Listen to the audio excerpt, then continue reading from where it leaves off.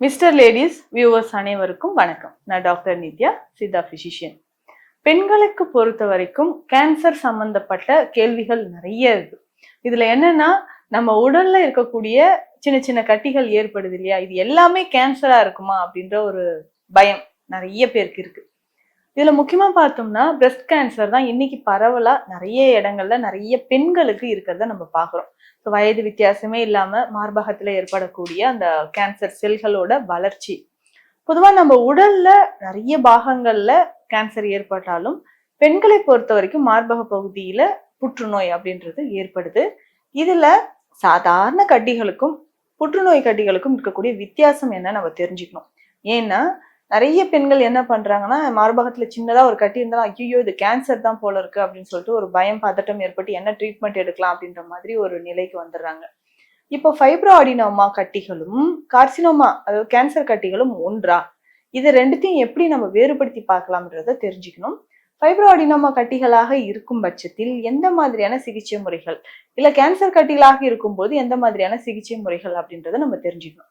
இப்போ fibro adenoma அப்படின்றது என்னன்னா, பொதுவாக நம்ம உடல்ல நிறைய பேர் நம்ம பார்த்திருப்போம். தோலுக்கு மேல வந்து மருக்கள் மாதிரி சின்ன சின்ன கட்டிகள், வாட்ஸ் வர்றது, மரு வர்றது, நமக்கே தெரியாம ஆக்னி பிம்பிள்ஸ் வர்றது, இது எல்லாமே உடனே கீழ் லேயர்ல வந்து ஃபேட் டெபாசிட் ஆகி அதனால வரக்கூடிய கட்டிகள் லிப்போமா அப்படின்னு சொல்லுவோம். லைப்போமா கட்டிகள், கொழுப்பு கட்டி இருக்கு. இது திடீர்னு தான் நம்ம உடல்ல ஏற்படுதுன்னு சொல்லலாம். முகத்திலேயோ இல்ல கண்ண பகுதிகள்ல, தோள்பட்டை பகுதியில, ஃபோர் ஆர்ம்ஸ், தைஸ், முதுகு பகுதியில எல்லா இடங்கள்லயுமே நமக்கு இந்த கொழுப்பு கட்டிகள் அப்படின்றது ஏற்படலாம். ஸோ இந்த கொழுப்பு கட்டிகள் ஏற்படும் பொழுது இதனால ஏதாவது பாதிப்புகள் ஏற்படுமானா கிடையாது. ஆனா அது ரொம்ப எளிமையாகவும் நம்ம குணப்படுத்திக்கலாம். இதனால நிறைய சிகிச்சை முறைகள் எடுத்து அதை குணப்படுத்திக்கலாம். இதே மாதிரிதான் நம்ம உடல்ல டிஷ்யூஸ் எல்லாம் இந்த டெட் செல்ஸ் எல்லாமே ஒண்ணு சேர்ந்து அந்த டிஷ்யூஸ்ல இருக்கக்கூடிய டெட் செல்ஸ் சேர்ந்து நமக்கு வரக்கூடிய கட்டிகள் வந்து ஏற்படுது. இது பிரெஸ்ட்ல ஏற்படக்கூடியது. இந்த ஃபைப்ரோ அடினோமா அப்படின்னு சொல்றது பிரெஸ்ட்ல டிஷ்யூஸ் எல்லாமே ஒண்ணு சேர்ந்து ஏற்படக்கூடிய கட்டிகள் அப்படின்னு சொல்றோம். இந்த ஃபைப்ரோ அடினோமா கட்டிகளாக இருக்கும்போது நம்ம ரொம்ப எளிமையாக சித்த மருத்துவத்துல இதை குணப்படுத்திக்கலாம். ஈஸியா ஃபர்ஸ்ட் டைம் பார்க்கும்போது பார்த்தோம்னா ஜஸ்ட் நம்ம வந்து ஜென்ரலா எக்ஸாமின் பண்ணி பார்க்கும்போது சின்னதா ஒரு லம்ப்ஸ் மாதிரி தெரியும். சிலருக்கு வந்து லிம்ஃப் நோட் என்லார்ஜ்மெண்ட் ஏற்படலாம். ஸோ ஆக்சிலரி ரீஜியன்ல இருக்கக்கூடிய லிம்ஃப் நோட்ஸ்ல சம் என்லார்ஜ்மெண்ட் ஏற்படலாம். ஸோ என்லார்ஜ்மெண்ட் ஏற்படும் போது அதுவும் நமக்கு சின்ன சின்ன லம்ப்ஸ் மாதிரி தெரியும். ஸோ இந்த ஃபைப்ரோ அடினோமா கட்டிகள் அப்படின்னு சொல்றது ஒரு டெட் டிஷ்யூ, அது டிஷ்யூஸ் மேல வளரக்கூடிய ஒரு சின்ன growth தான். எல்லாமே ஒன்று சேர்ந்து இருக்கக்கூடியது தான். இதற்காக நம்ம பயப்பட வேண்டியதில்லை. குறிப்பிட்ட சைஸ் அது வந்து வந்ததுக்கு அப்புறம் அதுவே ஸ்டாப் ஆயிடும். ஏன்னா இதனால நமக்கு வந்து பெரிய தொந்தரவுகளோ இல்ல உடல் நலத்தில் பாதிப்போ ஏற்படுமோ அப்படின்னு பயப்பட வேண்டாம். ஸோ என்னன்னா எஃப்என்ஏசி டெஸ்ட் எடுப்பாங்க, ஃபைன் நீடில் ஆஸ்பிரேஷன் சைட்டாலஜி, அதாவது ஒரு நீடில் விட்டு அந்த கட்டிக்குள்ள எந்த மாதிரியான டிஷ்யூஸ் இருக்கு அந்த லிக்விடை எடுத்து நம்ம டெஸ்ட் பண்ணும்போது நமக்கு நல்லாவே தெரிஞ்சிடும். ஸோ ரிசல்ட் வந்ததுக்கு அப்புறம் தான் நார்மலா இருப்பாங்க. அதுக்கப்புறம் இந்த ஃபைப்ரோ அடினோமா பிரெஸ்ட் இருக்குனாலும் நிறைய பேர் பயந்துட்டு ஐயோ இது கேன்சரா மாறிடுமோ அப்படின்ற ஒரு பயமும் இருக்கும். ஸோ ஃபைப்ரோ அடினோமா இருக்கும்போது சிகிச்சை முறைகள் எடுத்தோம்னா அது அப்படி நாளடைவில் சுருங்க ஆரம்பிக்கும். பயப்பட தேவையில்லை. ஸோ இந்த சிஏ செல்ஸ் இருக்குன்னா டக்டல் கார்சினோமா, லோபுலர் கார்சினோமான்ற நிறைய வகைகள் இருக்கு. இப்போ டக்ட்ஸ் அப்படின்னு சொல்லும்போது மில்க் செக்ரீட் ஆகக்கூடிய இடங்கள்ல, அதாவது மார்பக பகுதியில இந்த மில்க் செக்ரீட் ஆகக்கூடிய டக்ட்ஸ்ல தான், அதாவது பால் சுரப்பிகள்ல நிறைய பேருக்கு கார்சினோமா செல்ஸ் வந்து growth டெவலப் ஆகும்போது, கேன்சர் செல்ஸ் வந்து டெவலப் ஆகும்போது ஒவ்வொரு லோப்ஸ்லயும் வந்து அது ஸ்ப்ரெட் ஆக ஆரம்பிச்சிடும். ஸோ அப்போ நம்ம வந்து ரொம்ப ரொம்ப கேர்ஃபுல்லா அதற்கான புற்றுநோய் சிகிச்சைகளும் நம்ம எடுத்துட்டு வரணும். ஆரம்ப நிலையிலேயே இது வந்து ஸ்டேஜ் 1 ஸ்டேஜ் 2 இருக்கும்போது சித்த மருந்துகள் ஸ்டார்ட் பண்ணிட்டோம்னா கேன்சரை ரொம்ப எளிமையாக நம்ம குணப்படுத்திக்க முடியும். இல்ல கொஞ்சம் முற்றிய நிலையில் இது வந்து கீமோ ரேடியேஷன்லாம் நான் கொடுத்துட்டேன், இதுக்கப்புறம் சித்த மருத்துவத்துல இதுக்கான தீர்வுகள் இருக்கானா நிச்சயம் அதற்கான தீர்வுகளும் இருக்கு. ஸோ அதுக்கும் ஏற்ற மாதிரியான மருந்துகளை நம்ம ஃபாலோ பண்ணிட்டு வந்தோம்னா அதுல இருந்து குணம் பெறலாம். சரி, இப்போ இந்த ஃபைப்ரோ அடினோமா கட்டிகள் யாருக்கெல்லாம் எதனால ஏற்படுது இதையும் நம்ம தெரிஞ்சுக்கணும் இல்லையா? ஸோ அதிகமான உடல் பருமன் இருக்கக்கூடிய பெண்களுக்கு ஏற்படலாம். தைராய்டு சார்ந்து இருக்கக்கூடிய பிரச்சனைகள், முக்கியமா ஹைப்போதைராய்டிசம், இந்த கண்டிஷன் டெய்லியும் நம்ம வந்து தைராய்டு டேப்லெட் சாப்பிட்றேன் அப்படின்னு சொல்லுவாங்க. ஸோ இந்த கண்டிஷன் இருக்கக்கூடிய பெண்களுக்கு இந்த மாதிரி ஃபைப்ரோ அடினோமா டிஷ்யூஸ் வந்து ஏற்படலாம்.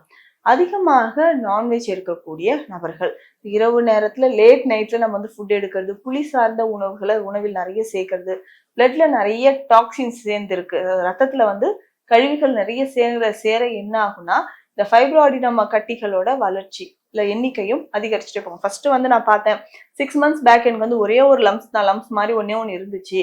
இப்போ செகண்ட் ஒன்று இருக்கு, ரைட் சைட் மட்டும் பார்த்தா லெஃப்ட் சைட் பிரஸ்ட்லயும் வந்துருச்சு அப்படின்னு சொல்றவங்களும் இருக்காங்க. ஸோ அப்போ வந்து இந்த மாதிரி நமக்கு கட்டிகள் ஏற்படும் பொழுது உடனடியாக அதற்கான உணவு மற்றும் சிகிச்சை முறைகளை நம்ம ஃபாலோ பண்ணிக்கிட்டே வரணும். நிச்சயமா அது மாதிரி ஃபாலோ பண்ணிட்டு வந்தோம்னா கட்டிகள் குறையும்.